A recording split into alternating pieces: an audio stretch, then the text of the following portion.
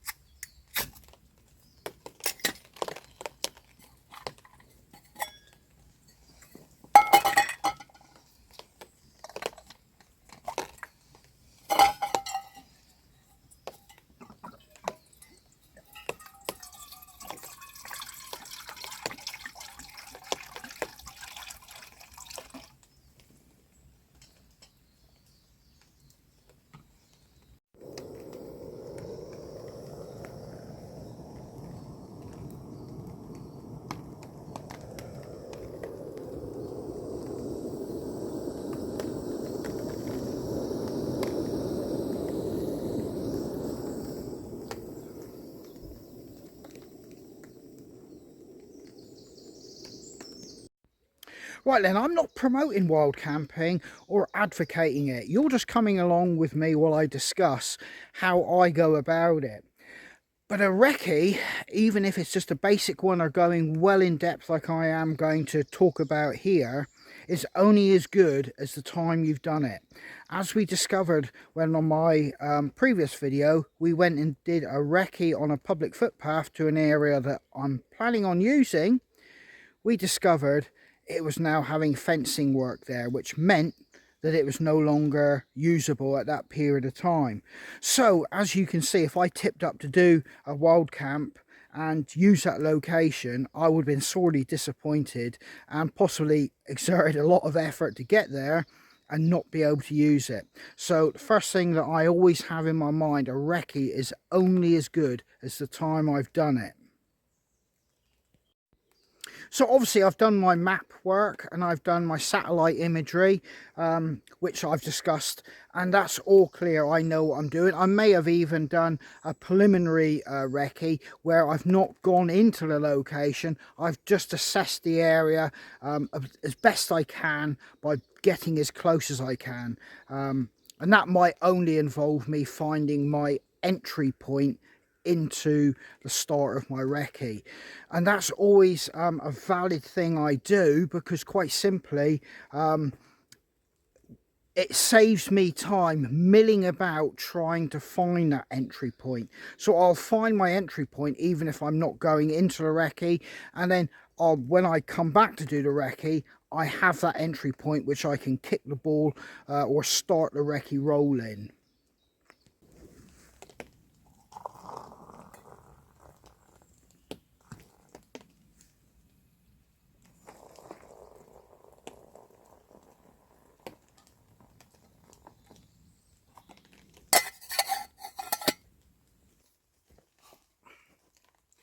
So then, when I'm making my way to that particular start point that I've identified, I will be looking the part. As you've seen me walking in here, I just looked like a hiker. If I had any camo on, it would be split camo, not doubled up, and it would be of a camo that doesn't suggest like the modern hunting camo that people wear, the forest camo. So I'm looking the part, I'm confident. I'll walk up to that start point. I'll have a very quick assessment while I'm coming up on it, looking, listening, and as long as I felt confident, I will then make my move and get in over a hedge, over a gateway, or, you know, dive off the side of the road or track.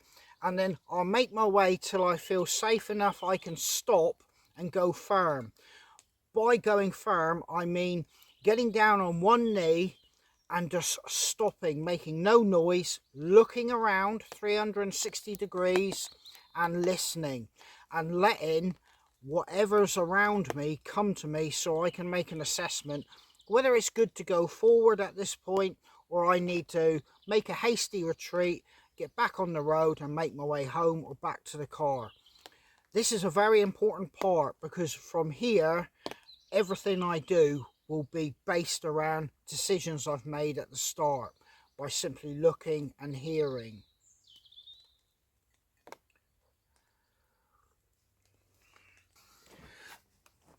Right then, so ideally I'm looking for some cover, like a woodland like this to move through, or the actual lay of the land.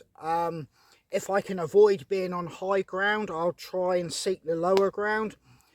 Because quite simply, I don't want to skyline myself. That is basically me being silhouetted against the sky or casting a shadow, which can be 6, 8, 10 times larger than myself in person. From a distance, the human eye doesn't really have the capacity to pick out a lot of colour and a lot of detail, but you will still be a black mark moving along, and like I said, your shadow will be many times bigger than you, so it will still give you away. And against the skyline, even just a black mark, it will be seen and people will see that. So I'm fully aware of that, so I try to avoid high ground. If I'm on the lower or on low ground, I'm still aware that line of sight looking down on me, if I'm exposed even just 10 feet out of a hedgerow, I can be seen, because basically my black silhouette is in stark contrast to the ground around me, so I get basically picture framed as I'm moving. If I'm walking right beside a hedgerow or nearly in the hedgerow and I'm moving slowly, I'm fully aware that that then becomes a harder scenario for the human eye to pick you out. As long as you're moving slowly, you can negate some of that framing of your body from a distance. So it would be even better if I could get on the opposite side of the hedge and move, and that way I'm totally out of line of sight. But that's not always possible. So yet again, I'm always looking for the best features and the accessibility to stay hidden as I'm moving through the landscape.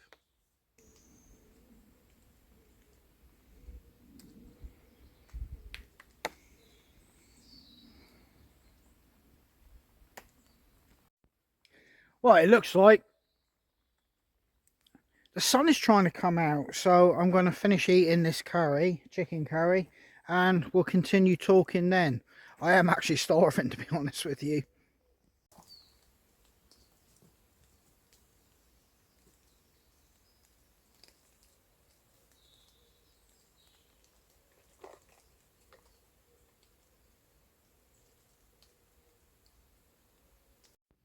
So I'll avoid taking tracks or pathways that exist, quite simply because I don't want to leave any trails on them, because more than likely a landowner or a hunter will know who's passing through that area, and any undue footprints or marks left will pretty much give the game away.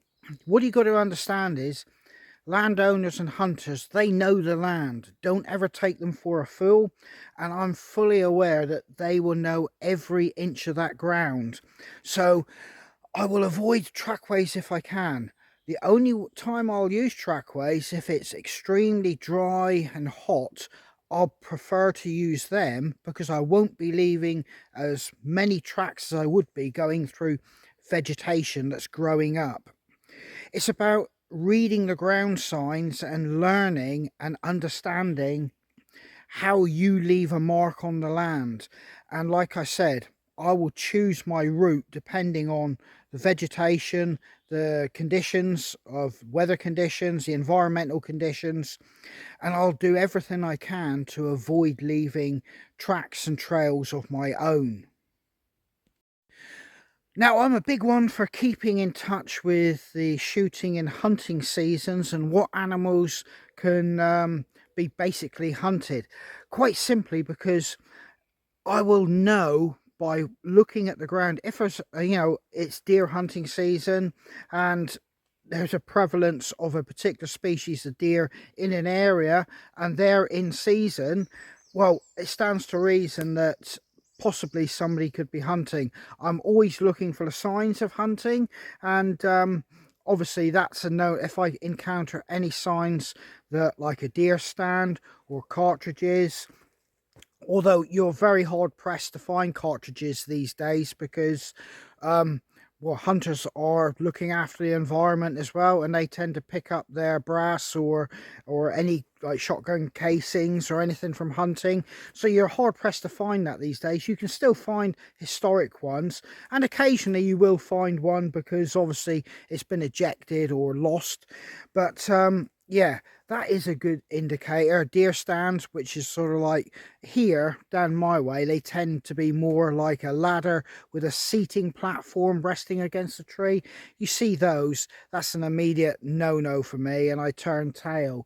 But yeah, I'm always looking for signs of hunting, and quite often if you're looking at trees and you can see footprints like going around a tree and it looks like somebody's been stalking or hunting, that immediately turns me off to that area and I'll turn tail and exit myself. Now, if I hear any agricultural work or forestry work or anything like that, that instantly makes me go to ground. I will listen and try to determine whether it's coming from where I'm heading to or off in another direction and possibly not of any interest to me, but I never just ignore it and continue. And that brings me to the point, I'll do prescribed distances, and then like I said before, I'll go firm, kind of like doing leaps and bounds, not in a stupid manner. I'm not tactical or nothing like that, but I go to somewhere, take a knee, listen and look around and make sure my next step forward I'll be good to go. And yet again, if I feel that it doesn't feel right, I'll retrace my steps back out. Now, game trails, I will follow game trails if I feel it's safe to do so. If a game trail is heading out into an open area or it looks a really heavily used game trail and it's near an entrance or an exit point or somewhere which is kind of like a choke point, I possibly won't follow it, for the simple reason that those are the areas people will put up trail cams to either view wildlife out of the interest of wildlife in itself, or to observe what's going on so they can deduce whether it's worth hunting there. So I'm always aware of trail cams. That might make me sound paranoid, but like I said, I'm in this game wild camping, so I'm always fully aware of every option that could be out there for me to be detected. So wherever I am, I'm moving relatively slow and methodical, not only just looking and listening. I'm not making dashing movements or enhanced physical activity where that will draw a human eye to you, wherever that may be. I mean, as a human, you're conditioned to, when you're looking, anything that moves fast, your eye will be drawn to it. So I'm moving extremely slow. That not only does that reduce the chance of me being spotted, it allows me the chance to spot somebody before they see me as well. Now, also, me standing bolt upright like I am now, it's just hardwired into somebody's brain that the human form is something the eye will gravitate to. We've all been in a forest and looked around and seen a tree that has a rough, similar shape to a human in some aspect or form, and instantly your eye goes to it. Your brain is actually harping back to, you know, our early years when we were developing as a species, and it's hardwired to pick out the human shape and form. So anything that looks like a human form, you will be drawn to it. That's the other reason I say when I'm taking a knee, I'm getting down, I'm bringing my arms in, crunching my neck down and just looking and listening. That reduces my shape as a human form, and it also gets me lower to the ground, so I look less human when I'm basically gone firm. Right then, I never have anything extremely shiny which the sun can glint off and give me away at a very long distance. Unfortunately, I do wear glasses and I need them to move.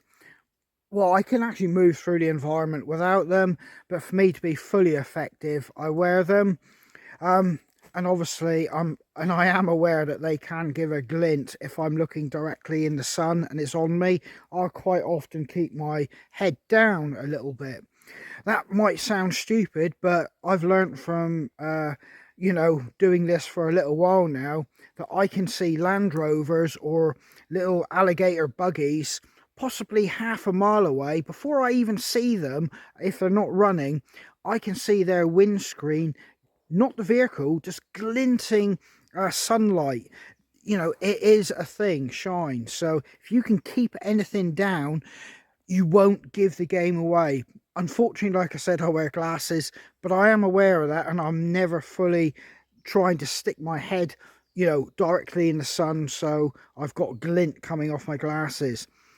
All this, I grant you, sounds like I'm being over silly doing it, and, you know, playing at being special forces. I'm not. It is all these things that makes a difference between me being successful out here and, well, basically being discovered. Now, myself and my kit has either got some form of camo or it's drab. It's never, you know, stand in your face reds, yellows, oranges and things like that. It stands to reason that that just looks so out of place when you're outdoors. It's just not going to work if you're doing a stealthy recce. So you have to be aware that your rab, I don't know, 130-pound red fleece top really won't cut it doing something like this. And like I said, you only have to do this once or twice and you realize you've got to stay in the shadows, low key, and be able to slip away into the distance, you know, like mist as the sun comes up. It's really all about not being seen. Now, environmental things that could be on the trail that I'm always aware of is historic, and not only that, geographical things like rivers, bogs, marshes, you know, ancient mine works. There's a raft of things I'm fully aware. Quarries, as I've shown you in one, you could be walking along thinking you're pushing through some dense vegetation. Next thing, you've gone out over 100 foot, well, basically cliff edge. So I'm always aware and I'm always looking around, and my senses of I never lose my concentration and just drift off willy-nilly thinking about things. If I'm doing a recce and it's, you know, a full serious recce and it's in challenging conditions, my whole focus is on that. I'm not running around with cam paint or cam cream all over me, and I've got like ghillie suits and things like that, but I do have to take into consideration how I blend in with the environment around me. It's no point me wearing predominantly greenish kind of clothing and that, then I'm walking along the perimeter of a freshly cut cornfield, which is like extreme tan or light brown. Yet again, I will stand out. I will try to avoid that situation at all costs. Now, distance is very important for me, because what I can work out on the map to what it is on the ground is two different things, because quite simply, the going on the ground can be extremely difficult. So that means that I can be slower moving over that distance, which means on top of that more time, which means daylight and things like that. And we'll be getting into like the night time in a minute. I'll talk about that. But yeah, time and distance are very important to me, and I'm always fully aware. I have rough known distances that if I'm looking across a valley and I can see somebody in a field or walking along a trackway, I can roughly guess, you know, whether they're a mile, quarter a mile, or half a mile from me, and how long it would take them to get to me if they're walking in my direction, giving me the opportunity to do a quick calculation to do or see how long I have to exit the location or stop myself being cut off by them.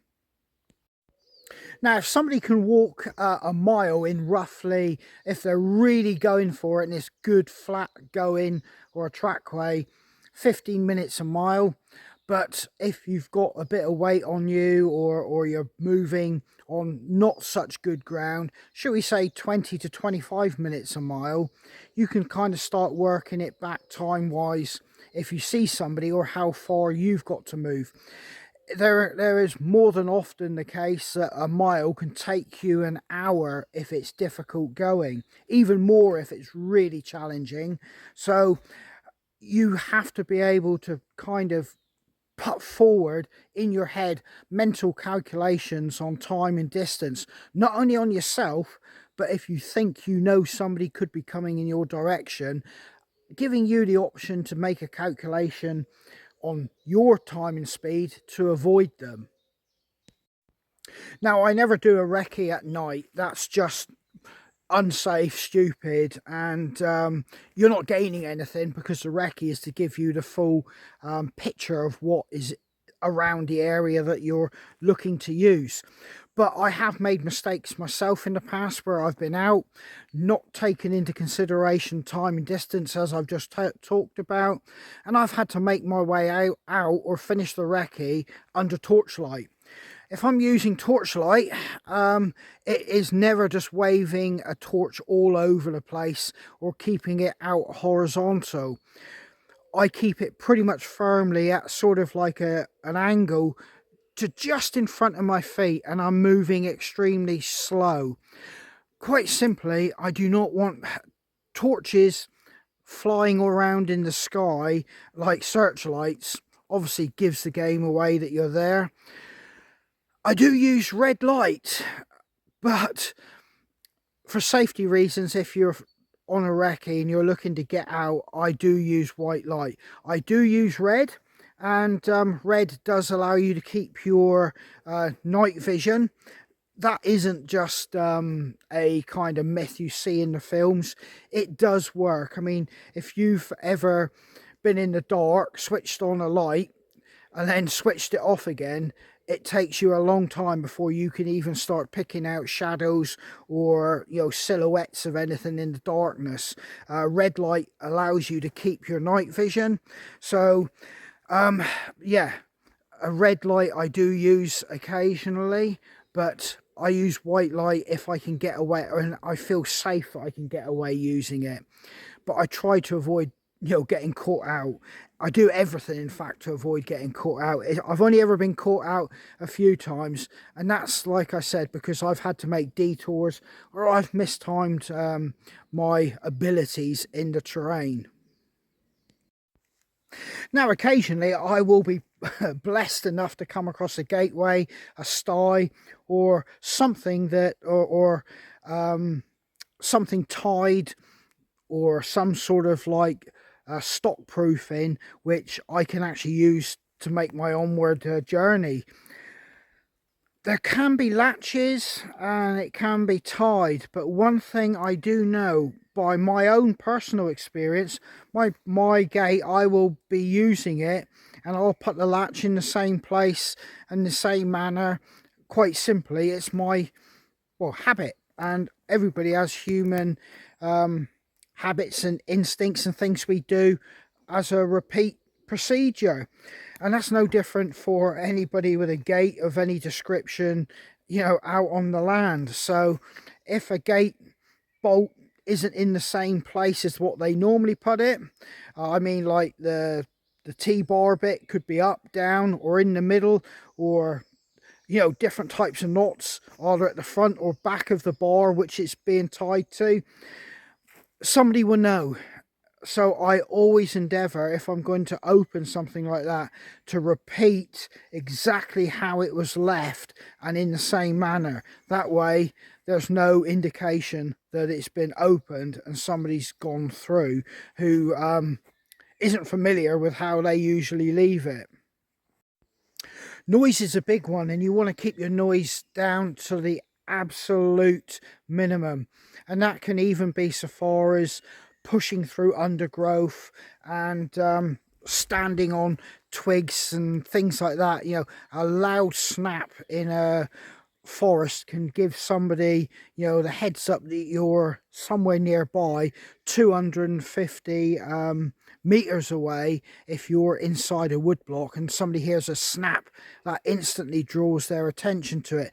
They might not believe that it's somebody, but they know something's happened there. So noise right down. Mobile phones, I've been caught out not turning it on silent, and somebody's got hold of me, the phone ringing, when I'm actually in the process of trying to be really stealthy. So yeah, all noise that you make needs to be down to a minimum, and I'm fully aware of that. We are all humans, we're infallible, do make mistakes, but I do my level best to try and have a total noise blackout. Now, if I'm on a recce, I very rarely will take cooking equipment unless I know it's going to be a really long one, or I feel that I can get away with it. Now, you've got to understand, when you're cooking, smell can really travel, and on top of that, if there's any dogs in the area, they'll be able to smell it. So even if a human can't, a dog might come searching out that smell, and it can give the game away. So, you know, you just think about you're cooking a bacon sandwich, you go out into your garden, or, you know, go out to your garage, you can quite easily smell that you're cooking bacon in the house. That can drift for quite a few meters, you know, a long distance, and obviously, you know, if the wind is traveling with you, that will give it away as well. The smell will travel. And on top of that, you know, I don't go out doused in top to bottom in aftershave and things like that. Quite simply because, yeah, smell gives the game away extremely easily, particularly, like I said, if there's dogs or other animals in the area. On that note, just to talk about smell, you might feel that that's an exaggeration, but we had to put up with a person that smoked skunk. And not to go into the story in too much detail, because luckily he was moved on, but we could smell him when he was smoking it, possibly 200 meters away. Whenever he opened his car door, you could be, 50 meters away. It stank. So, that just gives you an indication that smell is still prevalent out in these conditions. Now, one of the biggest indicators that I could be in an area is the wildlife itself. Now, if you've ever been moving through a forest block and you hear a massive clatter, it sounds like a real big clattering noise, and that's wood pigeons and the like fluttering out of trees as you're moving below them. It's their wings beating and going as they try to take off and shoot off. That sound can be heard throughout the wood or woodlands, and instantly anybody else there would more than likely know that that pigeon has been disturbed. That's either something trying to predate it, or something else has scared it, or there's somebody there moving through the woodland. That's the same with magpies. Magpies are the bane of my life when I do recce's, because when they start calling, they will really like make this rattling noise, like cackling noise. And you get one start, you'll get 2, 3, 4, 5 or 6, and it'll go on. And sometimes they will actually follow you as you're doing the recce, making that noise. Yet again, people know it's an alarm call, and yeah, it's a good chance they're doing it because there's somebody in that area. Right, domestic animals, they can give the game away. And yeah, I've been caught out many a time where even if I've been on the opposite side of a hedge, I've had cattle or sheep that know I'm over there are actually following, walking down the hedgerow on the opposite side from me that I'm at, quite simply because they're used to people. When they see people, they're getting fed corn or animal feed and things like that. So they're following me thinking they're going to get food. And I've had it in the other kind of vein where I've actually popped over a hedge and sheep will move away from me because they feel that I'm a threat. So if you've got a big flock of sheep or some cattle moving away in one direction, it usually indicates, if somebody's looking in that direction, they'll follow back with their eyes why they're moving from that direction, and that you could be spotted. So I do try to avoid at possible any livestock or sheep or anything like that in any of my routes. If I can avoid a field which, like I said, has livestock, that's probably a good bet for me, and it might take me out of my way, but it saves me that interaction with them.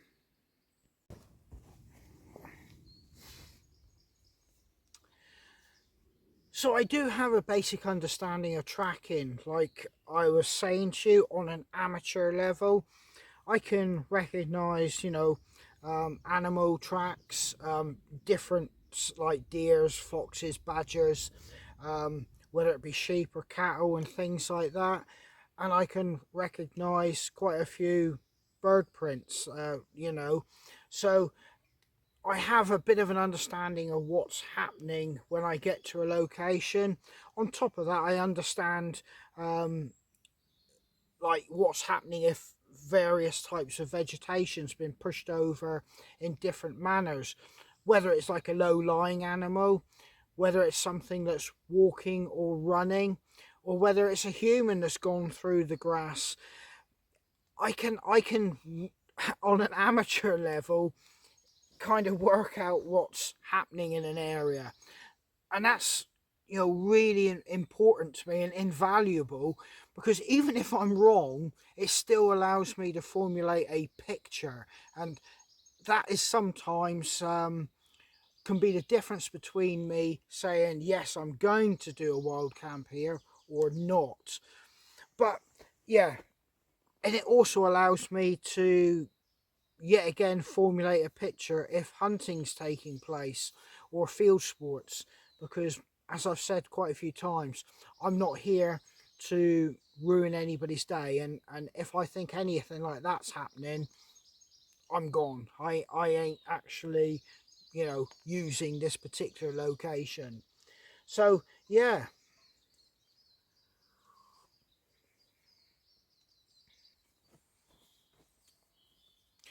So another thing is safety. When I'm out doing a recce, I'm always looking for things like widow makers, natural things that can be like rivers and things like that, or streams that show evidence that they're a stream now, but in heavy rain they do become almost flash flood scenarios. And I'm always looking at all that and trying to build that picture in my head as well, like I said. And if I'm following a path and trail and I'm going through a patch and I'm looking thinking, hey, those trees all along there, if I needed to get out and it was windy conditions, about 6 of those in a row there look like they're widow makers, I might choose a different path or a different option or a different route to bypass them. So I'm always thinking safety as well when I'm out like doing a recce. But once you get into location where you think or you've planned, you've then got to go through the whole process of selecting the area that you're going to wild camp, and that will come into the video I do when we go into location and we go to do a wild camp. But yeah, once you get into location, I will literally just yet again go firm, take a knee, or hunker down behind a tree or behind a hedge and just listen and let, for about a few minutes, let that area come to me and let me listen to see firstly if I can hear anybody in the vicinity. Let me hear if there's any machinery, forestry work or agricultural work, just to soak in and feel that area. And then I'll obviously move into that area and go into the process of choosing an area that I believe will be suitable for a wild camp. There's multiple things we'll discuss on that front, but these are just some of the things that I'm looking for when I'm doing a recce. And that is like getting into the location, but the actual choosing of your site, yet again, will have multiple factors. That will be the safety of the location you've chosen, the ability to exit that site if you need to, and you need to do it, be able to do it safely. Do you have different routes in and out that you can use? If there was an accident, how easy would it be to get help to you, or help to like get, not only get to you, or you get out and get help. It's, there's a lot of things you got to consider, and those are all factors that I, you know, put a lot of consideration in. On top of that, I'll have those locations that my wife will know about. I won't willy-nilly just say I'm going somewhere, choose somewhere out, and say it fails, go off somewhere in totally a different direction. I will have some form of communication. Not every site that I go to has communication when I'm there, but there will be at least a lost comms procedure. Like, if you don't hear from me and I'm not back at a certain time, start thinking that there could be something wrong. You know, there will be a procedure in place. And that's just normal practice if you're out doing things like this on your own. I have one great advantage with me doing a recce, that is that I'm solo. If you're going with 2 people, that's twice the noise, twice the chatter, twice the opportunity to be seen and spotted because there's more movement. and you know, you're making a bigger amount of tracks. I don't mind being solo. Some people will say, don't you get scared going out doing all this on your own?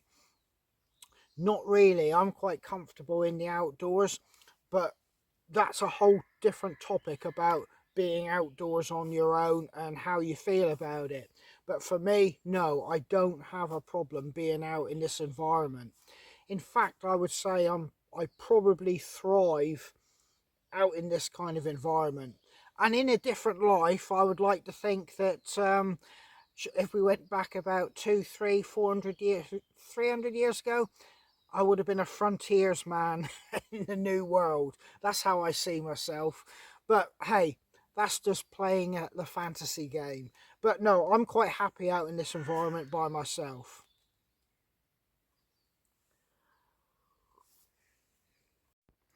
Right then, you can evidently see with a challenging recce or a more in-depth one, there's a lot more that goes into it and a lot more you've got to put into it. From here, after this discussion, you've pretty much by now probably got the picture of what the main aim and how we're going to go about it.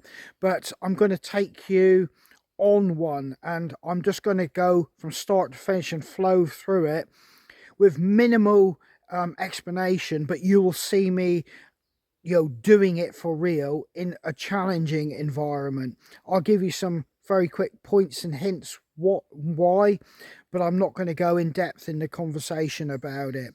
That will be the next video. Then we can put the recce to bed and we can move on to looking at the kit I use. And after that, we'll do the actual deployment out into the field, selecting the site that we're going to wild camp, and how and what happens on a wild camp to make it successful. And that will be the completion of this group of videos. We've still got a little bit to do yet, but we're pretty much there. I'm not doing it back to back because I've got other things in my daily life that I'm doing, which I'm videoing. And I think this kind of works. You know, if I did it as a block group of videos, I think it would be pretty taxing. But yeah, it just gives you enough of an insight to see how I go about wild camping. Hence the title. Now, just recently I had to put my recce skill set and my abilities in the outdoors wild camping to the test.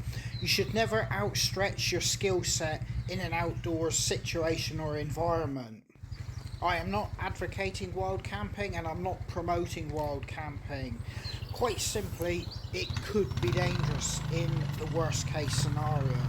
So as always, I'm always saying to you guys, you've got to take care of yourself and you've got to be responsible for yourself in the outdoors environment.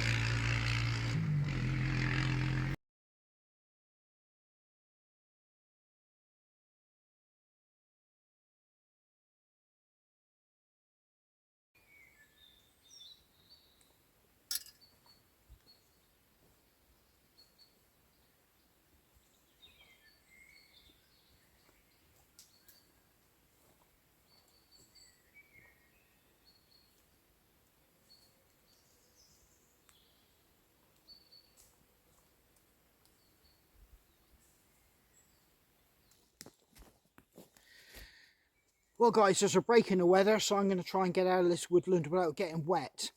You've come with me and you've listened to me talk about how I go about and what I'm trying to achieve or thinking when I'm doing a more challenging recce in a location that demands it. And quite a lot of my recce's, you know, I have to conduct in the manner that I've just described. And I'll bring you along on one, a physical one, where you can see that. That one will be minimal talking. It'll be more a case of just watching me and seeing me and then understanding how I put it into practice. And then that's the recce phase put to bed. We'll move on to the kit and actually deploying boots on the ground and doing the actual wild camp and putting it all into practice. But yeah, thanks for coming along, and all that's left to be said is take care, stay safe, and I hope to catch you guys on the trail.